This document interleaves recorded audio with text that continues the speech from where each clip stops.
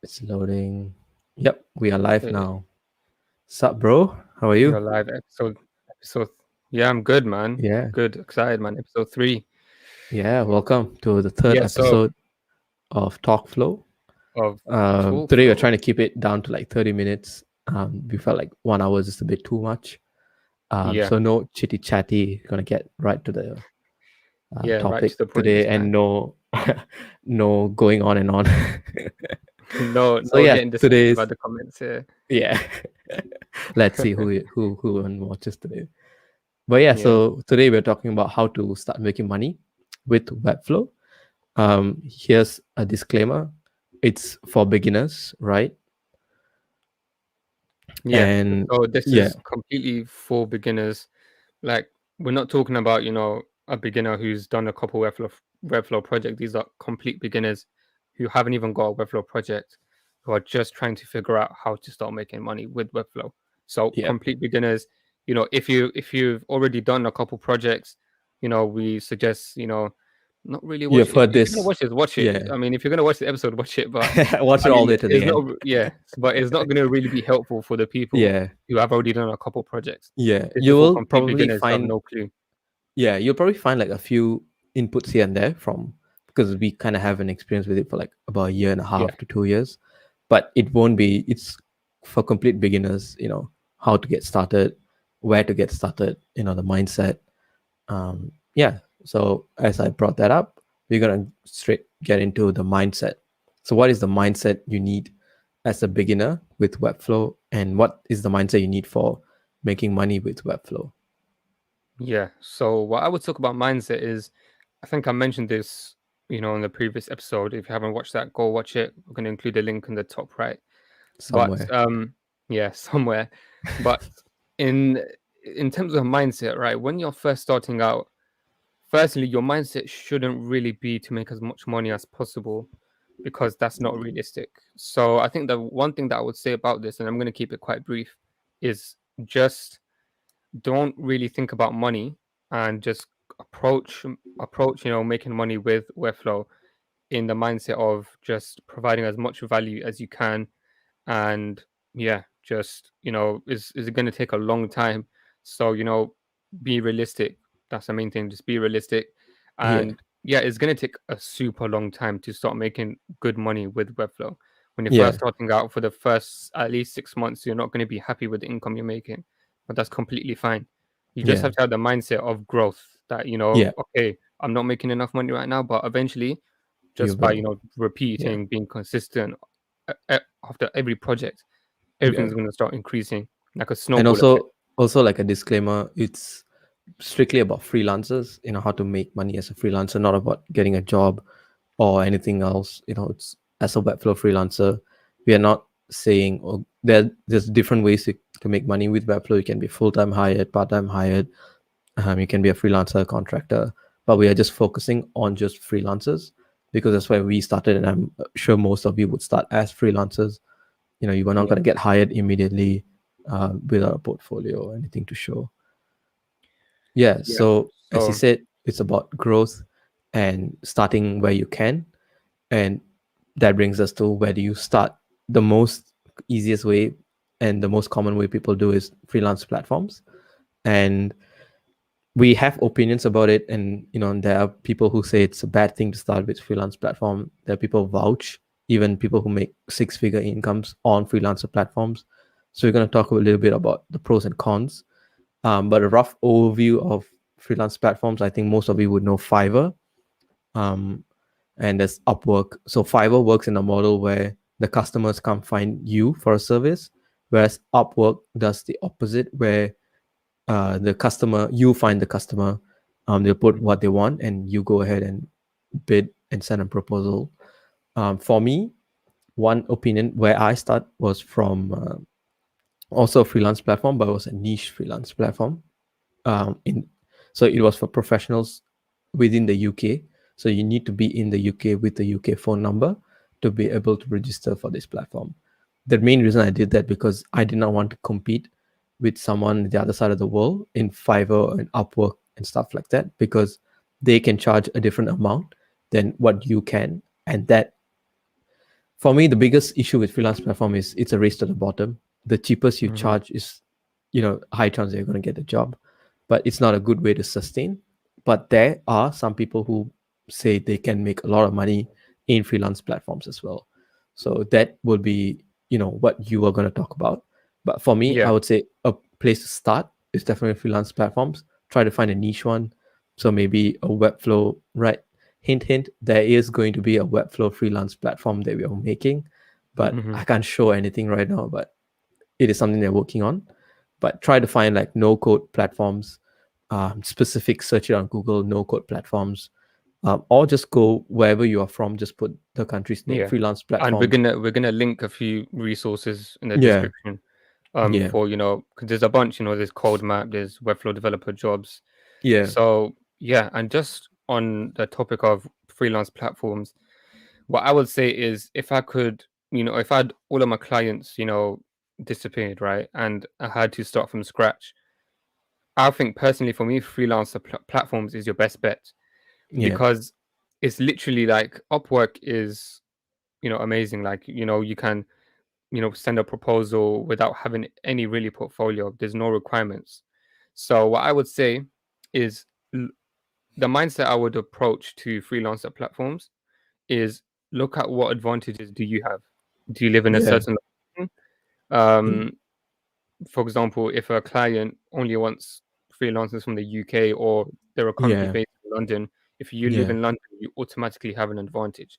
So just by finding these little minor stuff that puts It you could be above as the rest, simple as yeah, crafting a perfect English proposal, like with no grammatical mistake, spelling mistake, because one major thing puts people off hiring in this freelance platform, even for me, when I'm looking to hire someone, is when there's a spelling mistake or a typo or a grammatical error. It just reduces the quality.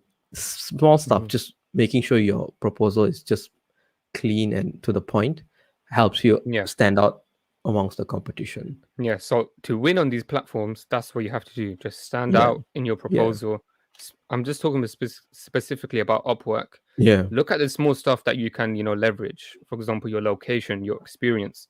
Perhaps, I don't know, you worked in your dad's restaurant for a few days or whatever, and the client wants a restaurant website. You can leverage that. So there's all of these little things. I cannot tell you what you have advantage over. Only you will know. So you really have to ask yourself deep questions. What kind of advantage do I have? And only apply for those jobs that you have advantages over that you can leverage. yeah, That is how you can win these platforms. And just the last thing on this is that I've personally found a lot of clients from Upwork that I leverage through my experiences and all of the advantages that I personally have to get to win these clients. And that's what you have to do as well. That's what I suggest to everyone. yeah. And I do Try, believe this is the yeah, best thing to do when you're starting out, and yeah. you can make a lot of money. Yeah. So yeah, to add to that, it's depends whether you're comfortable. For me, I find it's a bit difficult because I know there's somebody bidding for it for less, definitely less than what I charge. So I kind of feel a bit uncomfortable with that because yeah, but then it definitely I tried it. I definitely gave it a shot. All these platforms I've been there, I've tried it. It's just something I am personally not, super into. But yeah, as you said, it's a great way to get hot leads. They are Yeah, looking for the service anyways. If you can stand out, amazing. You're gonna, and again, if you can do a lot of value and not just try to be as cheap as possible, you can make quite a lot of money because there yeah, are big companies hiring with Fiverr and Upwork and all these definitely. platforms. Yeah, Yeah, and I I think think we kind of there's a sorry, go ahead. yeah, and I think we kind of like touched on that point as well Yeah, with like definitely. Yeah, what what to to avoid. avoid. Yeah, Yeah, is that what and you wanted I to think say? on these platforms, yeah. So on these Yeah. platforms, there's like a big misconception where they say, "Oh, everyone is cheap there." You're not going to get no high paying clients. I think there's a lot Yeah. of high paying clients on Upwork, but Yeah. just to move on from that to what to avoid, right? Definitely avoid low budget clients because you might think it's going to be a good portfolio item, and it could be, Yeah. but because the budget But is no. low Yeah. and it's not going to be a good experience. The far majority of the time the people that have low budgets are going to be a pain and is not Yeah. worth the risk to reward ratio is like Yeah. complete you know the Yeah. risk is so much and the reward is so little, and you're just going to be mentally drained, and you're never going to feel like working with another client ever again. So that's what I'm saying. Like, do not, you know, uh, try to, apply for these low budget, $50, Yeah. $100, even though it Don't seems like a don't lot. yeah, don't race to the Yeah. bottom. Yeah. I think I saw the other day. I think I showed you this a while ago. Yeah. So there I was was so this. pissed. There was a project on Upwork that I get a lot of invitations from Upwork. But the first thing I do is I see where are they based and what's the Yeah. budget. I don't Yeah. even read the job description. Yeah. So there was one platform, right, where the budget was $400 for like a web app in Webflow for a startup, and it was crazy. Like, there's but people like that, right, who have, you read the job description and it sounds like a solid company. Like, yeah, we got a startup, we want to do this, do that, Yeah. very Yeah. exciting ventures. Like, it looks like they're taking, very, exciting ventures, and they're doing some cool stuff. But then you look at the budget and it's $500. Like, just by looking at that budget can tell a lot about the company. Yeah. They're just starting out and there's all talk. So yeah, definitely avoid low budget clients, because they're just going to be more pain Yeah. in the arse, I And would say. budget So kind of depends, because if you're starting $50, if that's your first project, that's your, it's the biggest amount you've earned. But you gotta try to read the market just to get an idea of what people are charging. See, you can get someone who does the same work that you do for 10 times the price that you charge, or 10 times less than you charge. But you just got to understand how much value you're providing. It's difficult. You're going to be working with some, low budget projects, especially when you're starting out. But it's something that you should not, after 2 projects, just start increasing your price if you can. You don't need a client project all the time. I get it. Like, it's tempting to, any money is better than no money. But with experience, I can tell you some of the projects, because they were so cheap. Like, I charge, especially in the beginning, it was such a low budget. I've worked so much on it, it just doesn't feel right. And yeah, you definitely, just want man. to avoid doing anything that you feel like Yeah, I'm not too comfortable with it. definitely. And So the definitely first thing avoid, to avoid, yeah, yeah, avoid, low budget clients. That's what we yeah, would say number one. And then the yeah, next thing that I would avoid is, this is in terms of, getting clients, is cold calling and cold emailing. Any type of cold outreach. yeah. Personally, specifically cold emailing or cold calling, just avoid it completely. I Yeah, I tried it. mean, I've there sent, are again there are nuances to this. There's so many people who say, "Oh, it works, man. yeah, It works like a charm." But again, it's all our opinion. What we have yeah. tried, what we have not. We don't talk about what we've Mhm. not tried. But yeah, go on. Yeah, so definitely, man, avoid cold emailing. I've tried, Yeah, I've sent same. thousands of cold emails and none of them work. Not a Yeah, single one. yeah, Um, so just avoid is a huge waste of time. The amount of time I spent doing cold outreach, cold emailing, cold calling, I could have, built 5 clonables that could have got me, yeah, so many more clients than cold yeah. emailing. So specifically for the Webflow industry and web design industry, avoid cold calling and cold It has a emailing bad at all reputation. costs. Yeah, Definitely.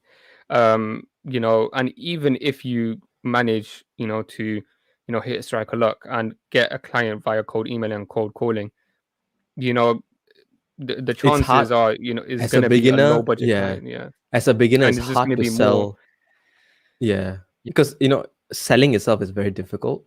definitely. It's one of the most difficult things you could do. But as a beginner, it's by far you don't have the skills to sell people. Worst case, and they're not looking for what you're providing. That's, imagine trying to sell someone a pen when they don't need a pen. That Hmm. is like top salesman level skills that you need. And you got to understand, like, people like Peyton, who claims, he said he does this loom strategy. You can search it up on YouTube. It's great. It's a great idea, but you have to be a salesman to do that. Like, you need to Hmm. be confident, calm headed. You cannot be a beginner and try to do that. You're not going to land any clients, because you're going to look like you don't know what you're talking about. And Definitely. what he says, it definitely works, but you got to understand that he has a background in like sales and marketing, and he has a lot of Definitely. experience where he can pull all of these things from.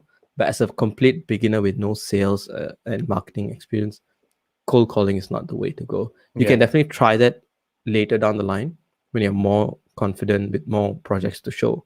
But as a beginner, yeah, avoid cold calls Yeah. and cold emails. There's another one Yeah. we spoke about. Oh yeah, avoid taking on any projects that you know for sure that you cannot do. um, Hmm. Again, there are some projects where it's exciting, but because you just got to understand whether can you deliver on what they want. For example, if you're not a coder, and if you know a project needs coding and it doesn't have the budget to hire someone, don't take it on, because Hmm. you're going to be banging your head, and ultimately you're just going to give back the money, or the client's not going to be Yeah, happy. Take projects where you are not comfortable, but you're sure that with some work you can definitely find a solution to it. And that again takes time, especially with like the Webflow add-ons like MemberStack and Airtable and Zapier. It is not difficult, but if you do not know where to seek help, you're gonna go down in like this huge definitely. mess of a Yeah. problem. Yeah, just try it out yourself on like personal projects, or just watch YouTube. Just watch people work around with this workflows and MemberStack, so that you have an idea on what you need to do. And if a project comes, you can then use that knowledge to you can make an educated guess whether you can do the project or not. Yeah. Yeah, And I think this is what we talked about last episode of before you start selling your services, prime yourself with as much skills as possible yeah, so yeah, that you are, well equipped to take on these projects if they come. And yeah, one thing that I would say is what we're saying, that doesn't mean, to avoid any project that you cannot take on. That's not the point. There are some projects that will come your way that are a little bit outside of your yeah, comfort zone. For example, yeah, it might include some animations and you haven't done that before. yeah, But we're only talking about the projects that are just way above yourself. Like, for example, they have custom coding and then your custom backend and all of this, like yeah, stuff that you literally cannot do. So be very careful and pick and choose the projects that are over budget. So, yeah, you know, for example, if there is a project that maybe require a little bit more skills that you currently do not have, take it on. You can learn as you go, but be very careful, because in business and all businesses, reputation is the most delicate thing and is the most yeah, valuable thing. If once you ruin your reputation, it's very difficult, almost impossible to build it back up. yeah, So that is the whole point, right? Do not take on projects that will ruin your reputation, where you cannot deliver on the project, and eventually that'll ruin your reputation because you cannot yeah, deliver on the project. The client is unhappy. That leads to ruining your reputation. yeah. So do projects that will You keep your can reputation deliver. intact Yeah, and you yeah, can do it, even yeah. though it may be a little bit outside of your skill set. You can Anything still about learn. like 70%, like you feel like, I can do it, it's gonna be a bit difficult, take it on. But you're like, yeah, I have no idea how to do that. Don't Hmm. just don't Yeah, challenge definitely. yourself like But that. Definitely. But the Yeah, best thing to do, right, is, some people might say, okay, how about if every single project is outside my skill set? This is what we said in our last episode, where once you do a project, right, over deliver and provide as much value as you can. So a project can come my way, right, where I know everything there is to that. I can, hit every nail yeah, on the head with that project. yeah, But for me to over deliver on that project, I can learn new skills on that project and be like to the client, okay, look, I learned this new animation and it's perfect for your project, yeah, and you include it. That can increase your skills. So it's kind of the reverse of a big project coming to you that you cannot deliver on. Over yeah, delivering is the best solution to that. yeah, So yeah, that's what I would say on what to avoid. Avoid these projects that are way above your scope and your skill set. That's what to yeah, avoid. yeah. So I think now, yeah, so where do you find clients? And this is the day old question for any creative, whether you're a web designer, developer, video editor. Everyone wants the perfect client. And you can just go on YouTube and just start how to find, and the first thing you see is clients. It's a day old question. We haven't Yeah. figured it out as well. We're not experts or anything like that, but there are certain places where you can put yourself out there and attract clients who are willing to pay your fees. And for me, I would say, I know a lot of people say LinkedIn is a good way. For me, it still hasn't, been that great yet, as far as like compared to what others say. But it is definitely, I see the potential. Like I see why they say that, because it's a place of professionals. And of course, you're gonna get those people who come in for like, can you do a website for $300? But that's definitely in the beginning. But once you are you get used to the platform, you can see the potential. There's so many Mm-hmm. agencies are looking for work, and they're not gonna go and post it. They're not gonna be like, you'll see like even on Webflow, they're like, hey, we're looking for Webflow developer, and there's like 200 likes with like 300 comments. Those people aren't actually looking for Webflow developers or freelancers. They're just doing it, and nobody's gonna go through a 200 list and just imagine how much DMs they're gonna have. If you're actually looking for work, you're not going to be posting it on LinkedIn. You're going to be Mm-hmm. scouting. So you're going to see someone's work, you like them, you're going to remember them, you're going to connect with them, and it's going to come later. So it's not going to be instant, right? You post something, you're not going to get a client immediately, but somebody somewhere is going to see that post and they're going to remember you. The next time you Mm-hmm. post or next time they want something, you will be the first one in their mind. So it's about trying to establish your presence but without diluting it as well. It's also like a nice Definitely. balance you need to find, because Yeah. what sometimes we see is like people put like 20 posts and each nobody you get filtered out by the algorithm itself. Mm-hmm. So you got to be sure on like what you're posting. Again, it's you can't beat the algorithm, but there are certain ways, even with logic, you can think like, how to optimize myself to be in front of Webflow. So LinkedIn is probably my favorite place to find clients. Mm-hmm. But yeah, I think you would agree like the Facebook group, the Webflow Facebook group is also a great place to find clients. Yeah. Have you found anyone on the Yeah. Facebook group? So before I get into that, I just want to kind of say a disclaimer, right? That, Yeah, a lot of people might think, finding clients is so hard. Like, why am I not getting clients? Like, I need money, this and that. I can assure you that every single business in the world worries everyone about getting feels that. clients and getting Yeah, customers. yeah, Apple, kind of worries about, oh, why are my sales dropping? Why yeah. am I not getting enough sales? When the iPhone sales Huge, drop, Apple panics, bro. bro. The biggest corporations in the world, every single business worries about Yeah, this. So yeah, don't feel alone that, I'm not getting clients and everyone else is completely normal. The people that you think are getting a lot of clients are still worried about getting clients. yeah, So it's completely normal, right? So what I would say to get clients, I think I mentioned this in a previous episode, just stand out. Just stand out by a little bit, your by classic. is bro, that's I think that's the key, just Yeah, standing yeah, out. Like, for example, if I was looking for a, I think I'm not sure if I meant to say this, but for this podcast we hired a video editor, and the reason why I chose him, right, is because he stood out a little bit to me. He actually yeah, had a video on his Freelancer platform page right at the beginning, and I was like, oh, I can see his face, I can see the way he edits the video already. yeah, That made me choose him over every single person. Everybody else had, this like crappy little PowerPoint slides and stuff like yeah, that. So just making a little bit of effort of standing out, that yeah, is what's going to make the biggest difference.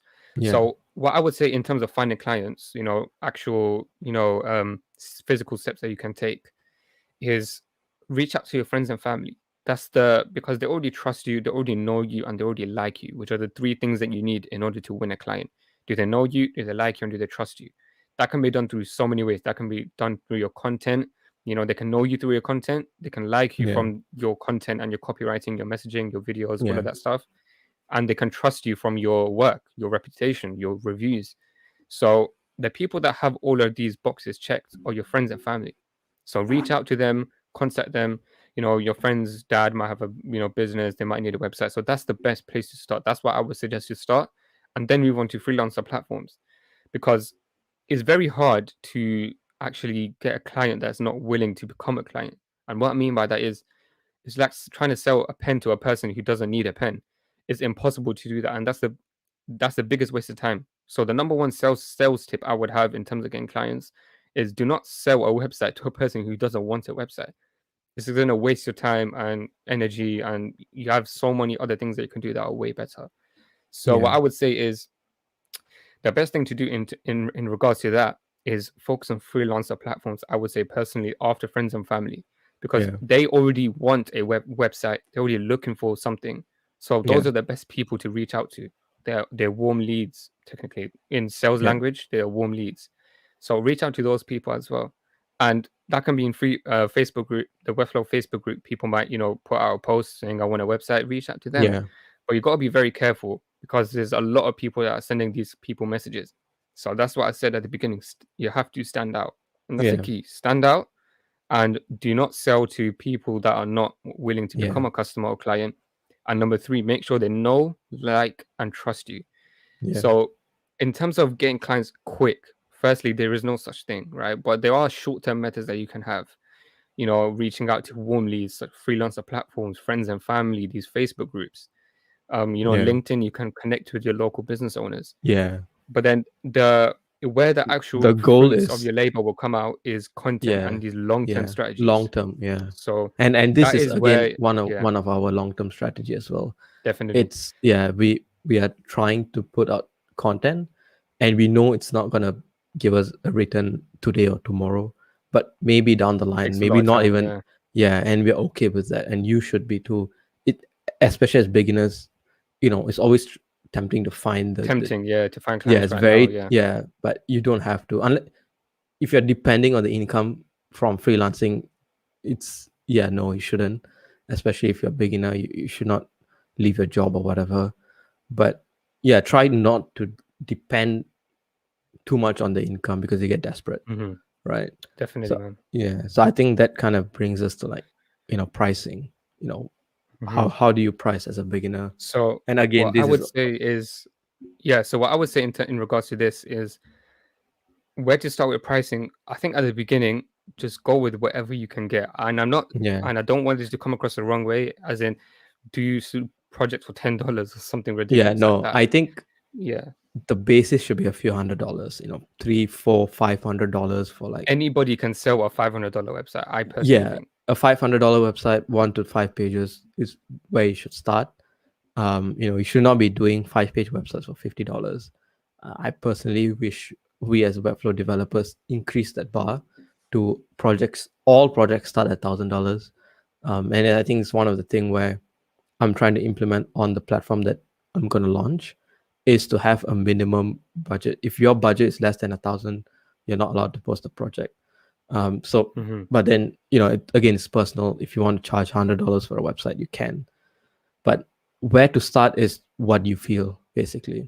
If you feel of course, we all feel like we are adding more than $500 worth of value, but where to start? 500, 300. Just see what the competition is doing. If you're on a freelance platform, you can kind of see what they're willing to pay. But yeah, try to be within that range, so you're not too of an extreme or too little. But as you grow, you're definitely going to start.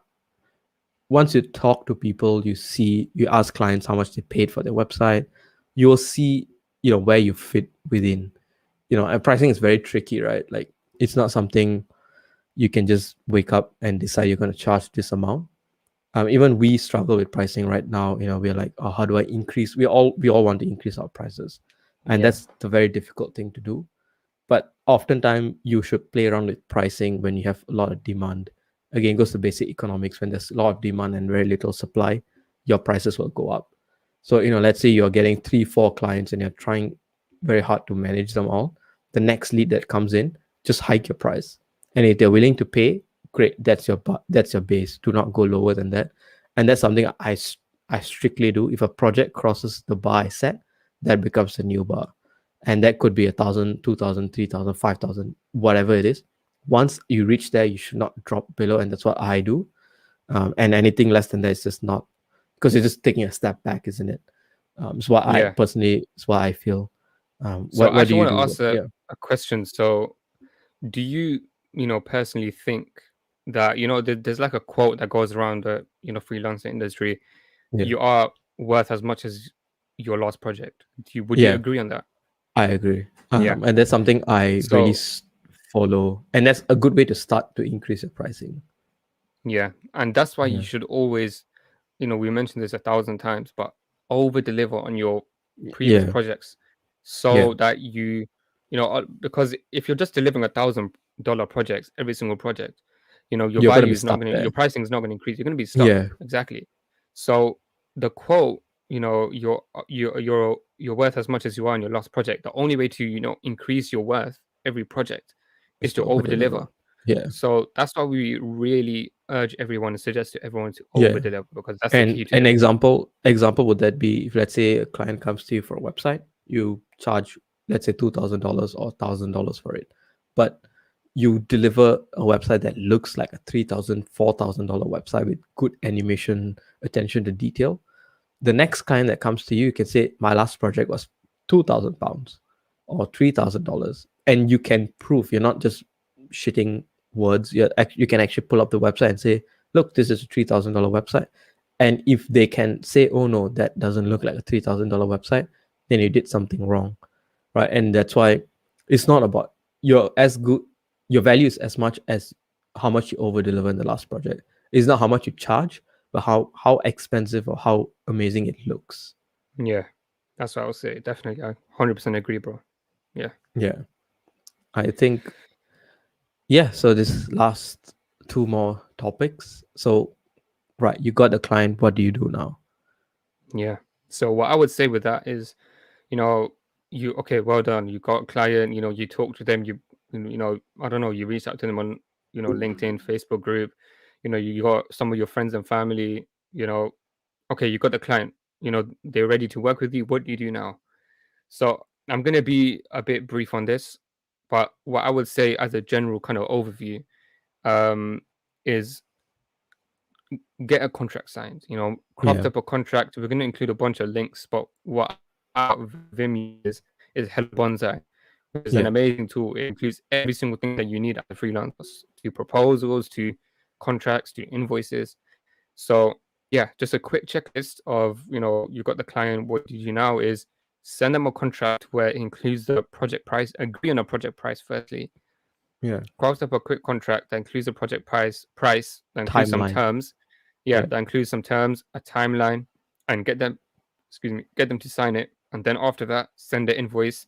And we really urge people to never ever work unless you got the first down payment. And we yeah, suggest at least 50%. yeah. So At if least. the client is not willing to pay that 50%, do not work with them because they're not going to No. pay you at all. Yeah, You know, yeah. it's because It. that shows a Yeah, sign of commitment, right? So yeah, if a person is not going to pay that deposit for some odd reason, they're not committed to the project, and they're gonna be a bad client. yeah. Don't be So afraid to yeah, state what you want, yeah, especially as beginners. and It's very easy people to. actually respect that more. People actually Yeah, respect that more. That yeah. you're stern with your rules and you have rules and systems in place. They actually Confidence. respect that Yeah, more. Yeah, yeah, they actually see you as a business owner rather than a person that's yeah, just doing something for you. So yeah, get a contract and get an invoice signed. yeah. That's Sorry, that's get a contract signed and then get invoice yeah, paid. My bad. Yeah, yeah. And then yeah, you pretty much covered that. Again, this could be a whole topic that we are doing maybe down the line about sales. yeah, PR. What do you do with the customer? What do you do with the client yeah. once you So get yeah, them? this is like a quick brief, Very but brief. Yeah, there's so much stuff that which is included in the client yeah, process and the we're sales doing. process. Yeah, Yeah, it can be a we're, whole nother episode. So we're this doing is a very whole brief. episode on like sales and marketing and HR hiring. A lot of stuff that we can talk about.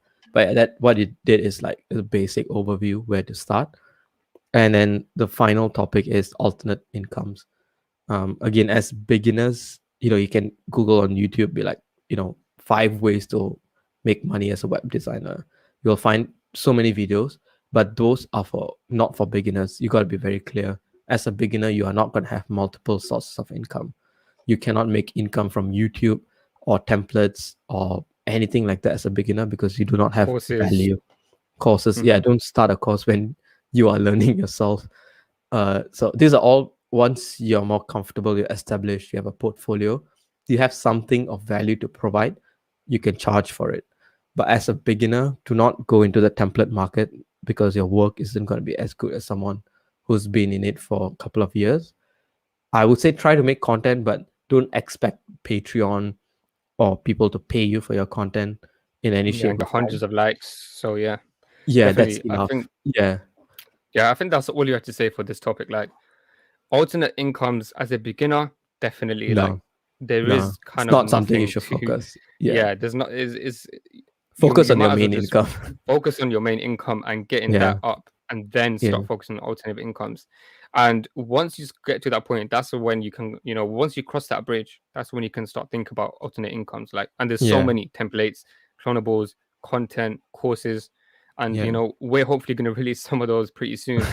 But yeah, that's when you should start focusing on alternate incomes. Yeah. Once you're after that intermediate Once your stage to the main expert stage.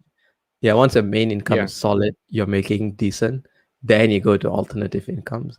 But do not But go as a alternative. beginner, Yeah, as a no. beginner, You do should not have one focus on income. alternate incomes. Yeah, Yeah. Yeah, I think definitely, man. we are under the 40 minutes mark. That's good. Yeah, We aim for 30. We know it's going to be like yeah. 35, which is good.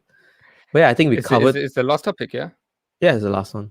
Okay, And I think we cool. covered Yeah. quite a decent amount because otherwise we were just waffling around. Yeah. But yeah, it's good. Nobody's watching it yet. It's fine, bro. It's fine. It's fine. I think people will watch it later down the line, especially with such a catchy title. We're expecting some clicks, so we're going to keep it short. The next Definitely. episode is about marketing, how to market yourself as a Webflower.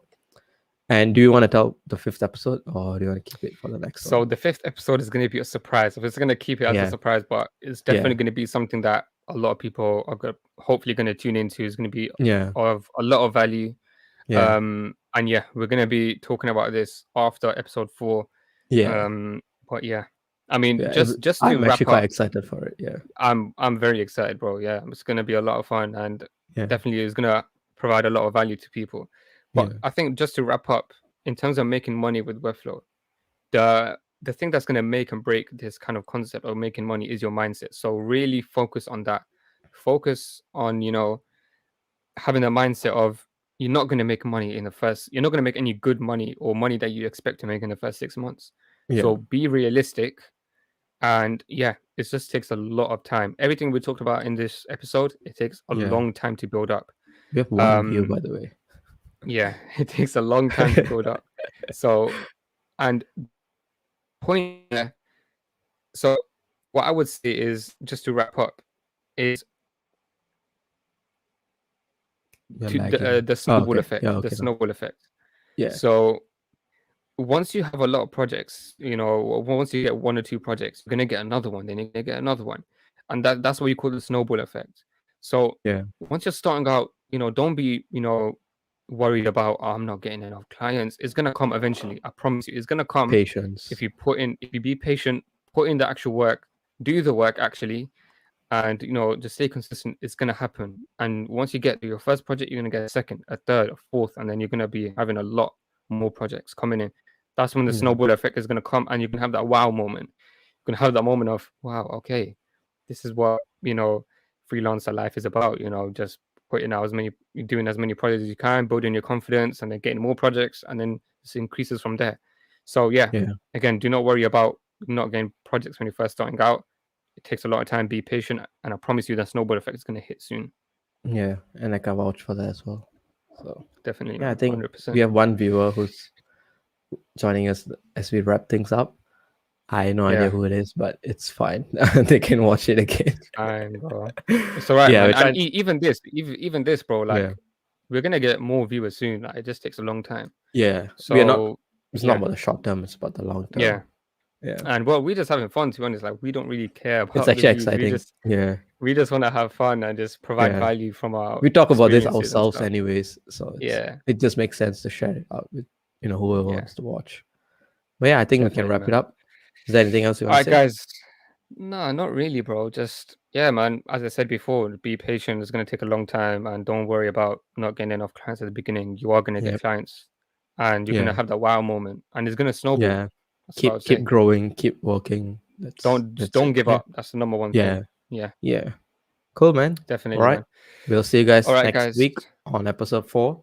And quite excited to talk about episode 5 as well. Episode 5 is going to be a big one, guys. But yeah, guys, we hope you enjoyed this. Subscribe, like, comment.